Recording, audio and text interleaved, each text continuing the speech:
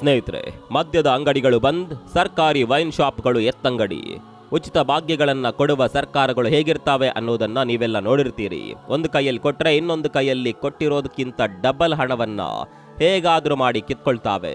ನಮ್ಮ ಕರ್ನಾಟಕದಲ್ಲೇ ನೋಡಿದ್ರೆ 200 ಯೂನಿಟ್ ಕರೆಂಟ್ ಫ್ರೀ, ಆದರೆ 200 ಯೂನಿಟ್ ಲಿಮಿಟ್ ಏನಾದ್ರೂ ದಾಟಿದ್ರೆ ಬಿಲ್ ಆಲ್ಮೋಸ್ಟ್ ಡಬಲ್ ಬರುತ್ತೆ. ಮಹಿಳೆಯರಿಗೆ ಫ್ರೀ ಬಸ್, ಆದರೆ ಪುರುಷರಿಗೆ ಟಿಕೆಟ್ ದರ ಜಾಸ್ತಿ ಆಯಿತು.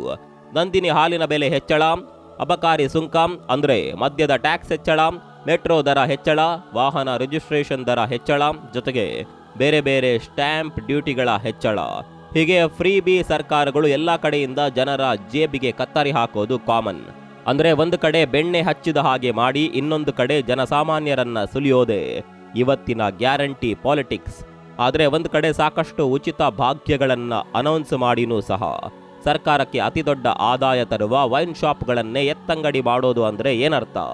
ತಮಿಳುನಾಡು ಸರ್ಕಾರದ ಅತಿ ದೊಡ್ಡ ಆದಾಯದ ಮೂಲಗಳಲ್ಲಿ ಒಂದಾಗಿರೋದು TAS MAC, ಅಂದ್ರೆ ನಮ್ಮ ಕರ್ನಾಟಕದಲ್ಲಿ ರಾಜ್ಯ ಸರ್ಕಾರ MSIL ಅಥವಾ ಮೈಸೂರು ಸೇಲ್ಸ್ ಇಂಟರ್ನ್ಯಾಷನಲ್ ಲಿಮಿಟೆಡ್ ಮೂಲಕ ಮದ್ಯವನ್ನ ರೀಟೇಲ್ ಮಾರ್ಕೆಟಿಂಗ್ ಮಾಡೋ ತರ ತಮಿಳುನಾಡಿನಲ್ಲಿ TAS MAC ಅನ್ನುವ ಕಂಪನಿ ಇದು ಕೇವಲ ಮದ್ಯದ ರೀಟೇಲ್ ಮಾರ್ಕೆಟಿಂಗ್ ಅಲ್ಲ, ರೀಟೇಲ್ ಹಾಗೂ ಹೋಲ್ಸೇಲ್ ಮಾರ್ಕೆಟಿಂಗ್ ಎರಡನ್ನ ಕೂಡ ಒಂದೇ ಕಂಪನಿ ಮಾಡುತ್ತೆ. ಅಂದ್ರೆ ಈ ಕಂಪನಿಗೆ ಬೇರೆ ಕಾಂಪಿಟೇಷನ್ ಇಲ್ಲ. ಇಡೀ ತಮಿಳುನಾಡಿನ ಆಲ್ಕೋಹಾಲ್ ಹೋಲ್ಸೇಲ್ ಮಾರ್ಕೆಟ್ನಲ್ಲಿ ಈ ಕಂಪನಿಗೆ ಏಕಸ್ವಾಮ್ಯ ಅಂದ್ರೆ ಮೊನೋಪಲಿ ಇದೆ. ಅಲ್ಲಿಗೆ ಇದರಿಂದ ತಮಿಳುನಾಡು ಸರ್ಕಾರಕ್ಕೆ ಎಷ್ಟು ಆದಾಯ ಇರಬಹುದು ಅನ್ನೋದನ್ನ ನೀವು ಅಂದಾಜು ಮಾಡಬಹುದು. ಮುಂದೆ ನಂಬರ್ ಸಮೇತ ಹೇಳ್ತೀವಿ, ಆದ್ರೆ ಯಾವುದೇ ಡೌಟ್ ಇಲ್ಲದೆ TAS MAC ಅಲ್ಲಿನ ರಾಜ್ಯ ಸರ್ಕಾರಕ್ಕೆ ಇರುವ ಬಹುದೊಡ್ಡ ಆದಾಯದ ಮೂಲ. ಆದರೆ ಅದೇ ಟಾಸ್ಮಾಕ್ನ ಅಂಗಡಿಗಳನ್ನ ವಿಜಯ್ ಎತ್ತಂಗಡಿ ಮಾಡ್ತಿದ್ದಾರೆ ಅಂದ್ರೆ ಜಸ್ಟ್ ಯೋಚನೆ ಮಾಡಿ. ಇದಿಷ್ಟೇ ಅಲ್ಲ ಸ್ನೇಹಿತರೆ, ಅಧಿಕಾರ ಹಿಡಿದ ಮೊದಲ ವಾರದಲ್ಲೇ ದಳಪತಿ ವಿಜಯ್ ಬದಲಾವಣೆಯ ಹೆಜ್ಜೆಗಳನ್ನ ಇಡೋದಕ್ಕೆ ಶುರು ಮಾಡಿದ್ದಾರೆ. ದೊಡ್ಡ ದೊಡ್ಡ ನಿರ್ಧಾರಗಳನ್ನ ತೆಗೆದುಕೊಂಡಿದ್ದಾರೆ. ಗುಡ್ ಗವರ್ನೆನ್ಸ್ ನ ಹೆಜ್ಜೆಗಳನ್ನ ಇಡ್ತಿದ್ದಾರೆ. ಪ್ರತಿಯೊಂದನ್ನ ಇವತ್ತಿನ ಈ ವಿಡಿಯೋದಲ್ಲಿ ಡೀಟೇಲ್ ಆಗಿ ಎಕ್ಸ್ಪ್ಲೇನ್ ಮಾಡ್ತೀವಿ. ವಿಜಯ್ ಅವರ ಆಡಳಿತದ ಮೊದಲ ವಾರದ ರಿಪೋರ್ಟ್ ಕಾರ್ಡ್ ಕಂಪ್ಲೀಟ್ ಆಗಿ ನೋಡಿ. ಸ್ನೇಹಿತರೆ ನಮಸ್ಕಾರ, ಚರಿತ್ರೆಯ ಮತ್ತೊಂದು ವಿಡಿಯೋಗೆ ನಿಮಗೆಲ್ಲ ಪ್ರೀತಿಯ ಸ್ವಾಗತ.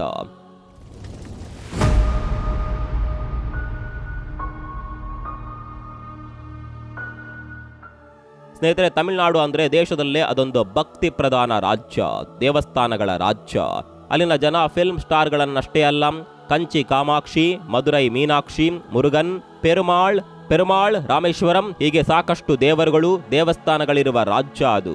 ಅವುಗಳಿಗೆ ದೇಶ ವಿದೇಶಗಳಿಂದ ಸಾಕಷ್ಟು ಜನ ಕೂಡ ಬರ್ತಾರೆ. ಅಷ್ಟೇ ಅಲ್ಲ, ಮದ್ಯದ ಬಗ್ಗೆ ಹೇಳ್ತಾ ಇದ್ದಕ್ಕಿದ್ದಂತೆ ದೇವರ ಬಗ್ಗೆ ಯಾಕೆ ಮಾತನಾಡ್ತಿದ್ದಾರೆ ಅಂತ ನಿಮ್ಗೆ ಡೌಟ್ ಬಂದಿರಬಹುದು. ಕಾರಣ ಇದೆ ಸ್ನೇಹಿತರೆ. CM ವಿಜಯ್ ಅವರು ಅಂತಹ ಒಂದು ನಿರ್ಧಾರ ತೆಗೆದುಕೊಂಡಿದ್ದಾರೆ. ತಮಿಳುನಾಡು ಭಕ್ತಿ ಪ್ರಧಾನ ರಾಜ್ಯ ಹೌದು, ಆದರೆ ಅದರ ಜೊತೆಗೆ ತಮಿಳುನಾಡು ಎಣ್ಣೆ ಪ್ರಿಯರ ನಾಡು ಕೂಡ ಹೌದು. ಅಲ್ಲಿನ ಮದ್ಯದ ವ್ಯವಹಾರವನ್ನ ಕಂಟ್ರೋಲ್ ಮಾಡೋದು ತಮಿಳುನಾಡು ಸ್ಟೇಟ್ ಮಾರ್ಕೆಟಿಂಗ್ ಕಾರ್ಪೊರೇಷನ್ ಅಂದ್ರೆ ಟಾಸ್ಮಾಕ್. ಆ ಕಂಪನಿಯ ಆದಾಯದ ಲೆಕ್ಕಾಚಾರ ನೋಡಿದ್ರೆ ನಿಮಗೆ ಕುಡಿಯದಿದ್ರೂ ತಲೆ ಸುತ್ತು ಬರುತ್ತೆ.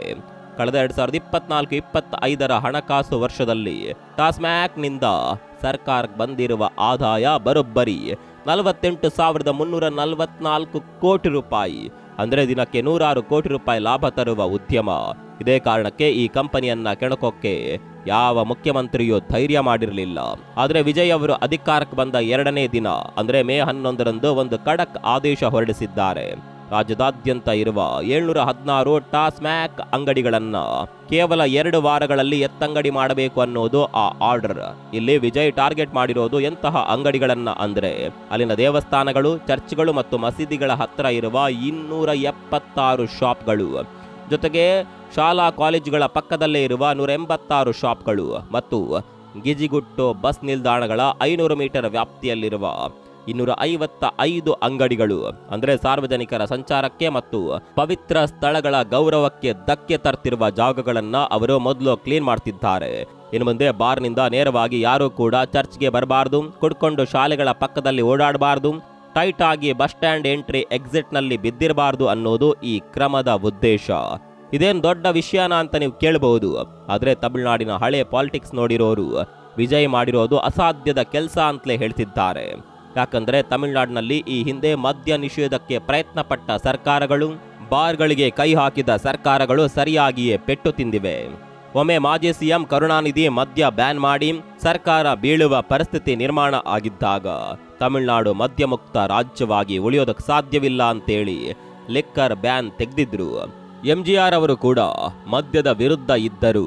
ಕೊನೆಗೆ 1983ರಲ್ಲಿ ಇದೇ ಟಾಸ್ಮ್ಯಾಕ್ ಅನ್ನ ಹುಟ್ಟು ಹಾಕಿದ್ರು. ಜಯಲಲಿತಾ ಅವರು ಕೂಡ ತಮ್ಮ ಅವಧಿಯಲ್ಲಿ ಮದ್ಯದ ಆದಾಯವನ್ನೇ ನಂಬಿಕೊಂಡಿದ್ರು.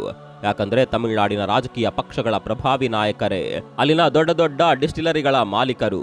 ಎಣ್ಣೆ ವ್ಯಾಪಾರ ನಿಂತರೆ ತಮ್ಮ ಪಕ್ಷಗಳಿಗೆ ಫಂಡಿಂಗ್ ನಿಲ್ಲುತ್ತೆ ಅನ್ನುವ ಭಯ ಎಲ್ರಿಗೂ ಇತ್ತು. ಆದರೆ ವಿಜಯ್ ಈ ಮದ್ಯದ ಜಾಲಕ್ಕೆ ಕೈ ಹಾಕಿದ್ದಾರೆ. ತಮಿಳುನಾಡಿನಲ್ಲಿ ಸುಮಾರು 32.8% ಪುರುಷರು ಮದ್ಯಪಾನ ಮಾಡ್ತಾರೆ. ಹಬ್ಬಗಳ ಟೈಮ್ನಲ್ಲಿ ಅಂದ್ರೆ ದೀಪಾವಳಿಗೆ ಆಲ್ಮೋಸ್ಟ್ 800 ಕೋಟಿ, ಪೊಂಗಲ್ಗೆ 500 ಕೋಟಿ ರೂಪಾಯಿಗೂ ಹೆಚ್ಚಿನ ಮೌಲ್ಯದ ಮದ್ಯ ಕೇವಲ 2 ದಿನದಲ್ಲಿ ಸೇಲ್ ಆಗಿರೋದು ಈಗಿನ ರೆಕಾರ್ಡ್.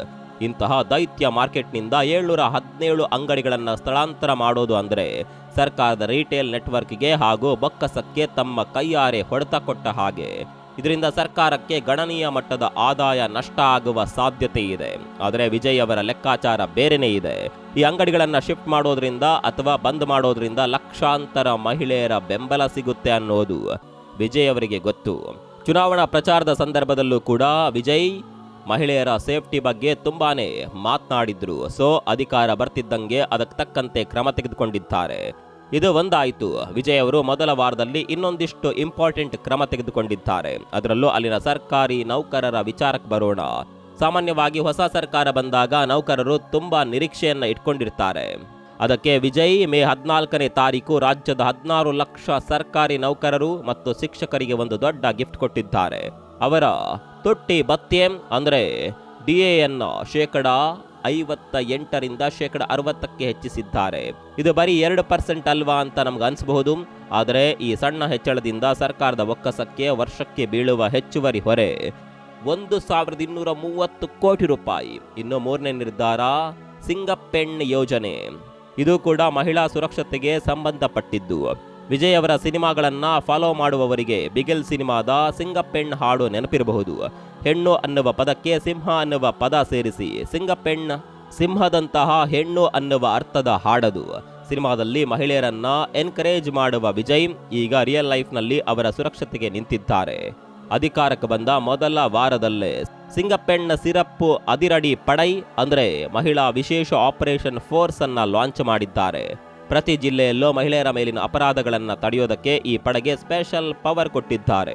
ಚುನಾವಣಾ ಟೈಮ್ನಲ್ಲಿ DMK ಸರ್ಕಾರದಲ್ಲಿ ಮಹಿಳೆಯರಿಗೆ ರಕ್ಷಣೆ ಇಲ್ಲ ಅಂತ ಕೂಗಾಡಿದ್ದ ವಿಜಯ್ ಈಗ ತಾವು ಆ ಜವಾಬ್ದಾರಿಯನ್ನ ನಿರ್ವಹಿಸೋದಕ್ಕೆ ಮೊದಲ ಹೆಜ್ಜೆ ಇಟ್ಟಿದ್ದಾರೆ. ಇನ್ನು ವಿಜಯ್ ಅವರ ಈ ಸಾಕಷ್ಟು ಪಾಸಿಟಿವ್ ನ್ಯೂಸ್ಗಳ ಮಧ್ಯೆ ಒಂದು ವಿವಾದ ಕೂಡ ಆಯಿತು.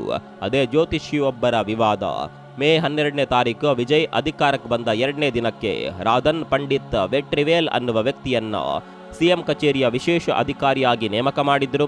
ಇವರು ಅಸಲಿಗೆ ಯಾರು ಅಂದ್ರೆ ವಿಜಯ್ ಅವರ ಪರ್ಸನಲ್ ಜ್ಯೋತಿಷಿ ಮತ್ತು ಆಧ್ಯಾತ್ಮಿಕ ಗುರು. ಹಾಗಾಗಿ ಒಬ್ಬ ಜ್ಯೋತಿಷಿಯನ್ನ ಸರ್ಕಾರಿ ವೆಚ್ಚದಲ್ಲಿ ಪ್ರಮುಖ ಹುದ್ದೆಗೆ ನೇಮಿಸಿದ್ದು ದೊಡ್ಡ ಮಟ್ಟದಲ್ಲಿ ಟೀಕೆಗೆ ಗುರಿಯಾಯಿತು. ವೈಜ್ಞಾನಿಕ ಮನೋಭಾವದ ತಮಿಳುನಾಡಿನಲ್ಲಿ ಜ್ಯೋತಿಷಿಗಳಿಗೆ ಆಡಳಿತದಲ್ಲಿ ಏನ್ ಕೆಲಸ ಅಂತ ಸೋಷಿಯಲ್ ಮೀಡಿಯಾದಲ್ಲಿ ಜನ ಪ್ರಶ್ನೆ ಮಾಡೋದಕ್ಕೆ ಶುರು ಮಾಡಿದ್ರು. ವಿರೋಧ ಪಕ್ಷಗಳು ಈ ವಿಚಾರವನ್ನ ಇಟ್ಕೊಂಡು ವಿಜಯ್ ಅವರನ್ನ ಟಾರ್ಗೆಟ್ ಮಾಡೋದಕ್ಕೆ ಶುರು ಮಾಡಿದ್ವು. ಮಿತ್ರ ಪಕ್ಷಗಳ ಕಡೆಯಿಂದಲೂ ಟೀಕೆ ಕೇಳಿಬಂತು. ನಂತರ ಆ ನೇಮಕಾತಿಯನ್ನ 2 ದಿನದಲ್ಲಿ ರದ್ದುಗೊಳಿಸಿ ವಿಜಯ್ ಡ್ಯಾಮೇಜ್ ಕಂಟ್ರೋಲ್ಗೆ ಟ್ರೈ ಮಾಡಿದ್ರು. ಇನ್ನು ವಿಜಯ್ ಎಲ್ಲರ ಗಮನ ಸೆಳೆದಿದ್ದು ಅವರ ಕ್ಯಾಬಿನೆಟ್ ಮಂತ್ರಿಗಳ ಆಯ್ಕೆಯಲ್ಲಿ.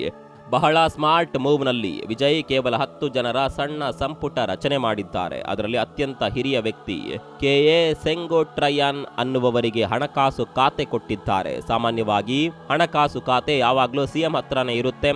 ಆದರೆ ವಿಜಯ್ ಅತ್ಯಂತ ಸೀನಿಯರ್ ಶಾಸಕರಿಗೆ ಆ ಜವಾಬ್ದಾರಿ ಕೊಟ್ಟಿದ್ದಾರೆ. ಇನ್ನು ಎಲ್ಲರ ಗಮನ ಸೆಳೆದಿದ್ದು ಕೇವಲ 29 ವರ್ಷದ ಎಸ್ ಕೀರ್ತನ ಅನ್ನುವವರನ್ನ ಕೈಗಾರಿಕಾ ಸಚಿವಾಲಯದ ಖಾತೆ ಕೊಟ್ಟಿದ್ದಾರೆ. ನಿಮ್ಗೆ ಗೊತ್ತಿರಬಹುದು, ತಮಿಳುನಾಡು ಇಂಡಸ್ಟ್ರಿಯಲೈಸ್ಡ್ ರಾಜ್ಯ. ಕೈಗಾರಿಕೆಗಳೇ ಆ ರಾಜ್ಯದ ಶಕ್ತಿ. ತಮಿಳುನಾಡು ಇತಿಹಾಸದಲ್ಲೇ ಇಷ್ಟು ಚಿಕ್ಕ ವಯಸ್ಸಿನ ವ್ಯಕ್ತಿಗೆ ಈ ಪವರ್ಫುಲ್ ಖಾತೆ ಸಿಕ್ಕಿರಲಿಲ್ಲ. ಆದರೆ ವಿಜಯ್ ಅದನ್ನ ಬ್ರೇಕ್ ಮಾಡಿದ್ದಾರೆ. ಇನ್ನು TVK ಪಾರ್ಟಿಯ ಬುಸ್ಸಿ ಆನಂದ್ ಅವರಿಗೆ ಗ್ರಾಮೀಣ ಅಭಿವೃದ್ಧಿ ಮತ್ತು ಆದವ್ ಅರ್ಜುನ ಅವರಿಗೆ ಕ್ರೀಡಾ ಇಲಾಖೆ ನೀಡಿದ್ದಾರೆ. ಅಂದ್ರೆ ಹಳಬರ ಅನುಭವ ಮತ್ತು ಹೊಸಬರ ವೇಗ ಎರಡನ್ನ ವಿಜಯ್ ಬಳಸಿಕೊಂಡು ಬ್ಯಾಲೆನ್ಸಿಂಗ್ ಕ್ಯಾಬಿನೆಟ್ ಮಾಡಿದ್ದಾರೆ. ಒಟ್ಟಾರೆಯಾಗಿ ವಿಜಯ್ ಅವರ ಈ ನಿರ್ಧಾರಗಳನ್ನ ತೂಗಿ ಹಾಕಿದ್ರೆ ಸಾಮಾನ್ಯವಾಗಿ ಇವತ್ತಿನ ರಾಜಕಾರಣಿಗಳು ಚುನಾವಣೆಗೆ ಮುಂಚೆ ಒಂದು ಹೇಳ್ತಾರೆ, ಗೆದ್ದ ಮೇಲೆ ಇನ್ನೊಂದು ಮಾಡ್ತಾರೆ ಅನ್ನುವ ಇಮೇಜ್ ಇದೆ. ಆದರೆ ವಿಜಯ್ ಅವರ ಮೊದಲ ವಾರದ ರಿಪೋರ್ಟ್ ಕಾರ್ಡ್ ನೋಡಿದ್ರೆ ಅವರು ಮ್ಯಾನಿಫೆಸ್ಟೋದಲ್ಲಿ ಹೇಳಿದ್ದನ್ನ ಒಂದೊಂದಾಗಿಯೇ ಇಂಪ್ಲಿಮೆಂಟ್ ಮಾಡೋದಕ್ಕೆ ಶುರು ಮಾಡಿದ್ದಾರೆ. 200 ಯೂನಿಟ್ ಕರೆಂಟ್ ಫ್ರೀ, ಅದಕ್ಕೆ ಮೊದಲ ದಿನವೇ ಸಹಿ ಹಾಕಿದ್ರು. ಡ್ರಗ್ಸ್ ಮುಕ್ತ ತಮಿಳುನಾಡು, 65 ಜಿಲ್ಲಾ ಮಟ್ಟದ ವಿಶೇಷ ಪಡೆಗಳನ್ನು ರಚನೆ ಮಾಡಿದ್ರು. ಮದ್ಯದ ಅಂಗಡಿಗಳ ನಿಯಂತ್ರಣ, 717 ಅಂಗಡಿಗಳ ಎತ್ತಂಗಡಿ ಆರ್ಡರ್ ಆಗಿದೆ. ಇದೆಲ್ಲ ಕೇವಲ 7 ದಿನದಲ್ಲಿ ನಡೆದಿದೆ ಅಂದ್ರೆ ಇದು ವಿಜಯ್ ಅವರ ಆಡಳಿತದ ವೇಗವನ್ನ ಕೂಡ ತೋರಿಸುತ್ತೆ. ಸಾಮಾನ್ಯವಾಗಿ ನಟರು ರಾಜಕೀಯಕ್ಕೆ ಬಂದಾಗ ಇವರಿಗೆ ಆಡಳಿತ ಅಂದ್ರೆ ಏನು ಅಂತ ಗೊತ್ತಾ ಅನ್ನುವ ಪ್ರಶ್ನೆ ಬರುತ್ತೆ. ವಿಜಯ್ ಬಗ್ಗೆ ಕೂಡ ಅದೇ ಡೌಟ್ ಇತ್ತು. ಆದರೆ ವಿಜಯ್ ಅವರು ಸೈಲೆಂಟ್ ಆಗಿ ಕೆಲಸ ಮಾಡ್ತಿದ್ದಾರೆ.